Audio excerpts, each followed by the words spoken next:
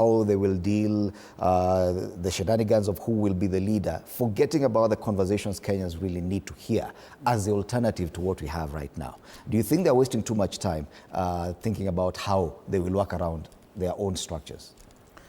Well, I strongly believe that there is work in, it's work in progress, because the problem with Africa, and therefore with Kenya, is that there is a lack of trust among many communities about other communities. And therefore, we need to think holistically about the opposition or about the minority, in this case, the side that we are, somebody like me.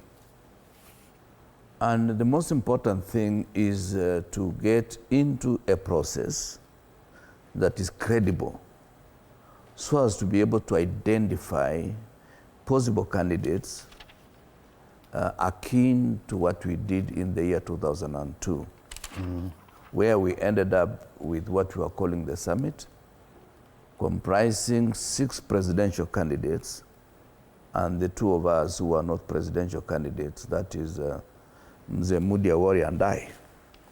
And we formed the summit, and we made progress because there were 3 individuals who had started that process. The late Wamalwa, the late Mzee Kibaki, and Charity Ngilu, through their own political parties. And that process took a bit of time, and I do expect the same process must begin now.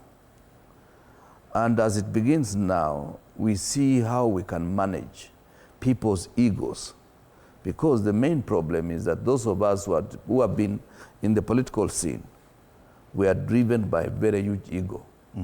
Anybody who has been a politician or who is a politician, like Dr. Malu,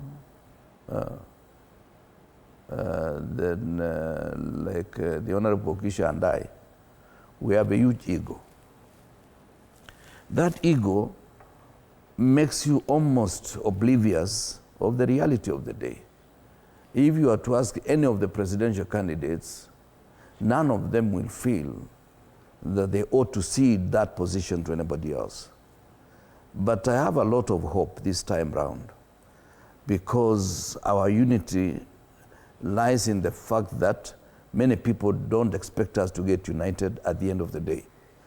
But there is an external danger, which is a big threat, called William Ruto, that Kenyans have agreed is not only unfit to be at that particular position, but is ill-advised to run the country the way countries are run. And therefore, I have a lot of hope. I'm very optimistic myself. I'm seeing a possibility that we'll agree. And that agreement will give us a chance almost to highlight the issues. Not all that this regime is doing is bad. There are some good things they are doing. And those things we must be able to identify and say, okay, we'll carry on with 1, 2, 3, but we'll do it differently. Okay. And the things that they are not doing that we know, including the issue of pilferage that is taking place every day. People displaying grandiose projects that they are doing at personal level, which is in excess of their reasonable income, given the income that we know a minister earns, a member of parliament earns. Those are things that we need to manage and see how do we improve in terms of that particular approach. Are we losing that kind of conversation about the real issues while we are haggling over the structure of who will be what in the opposition? Because the quality of conversations we're having right now on the political platform are not what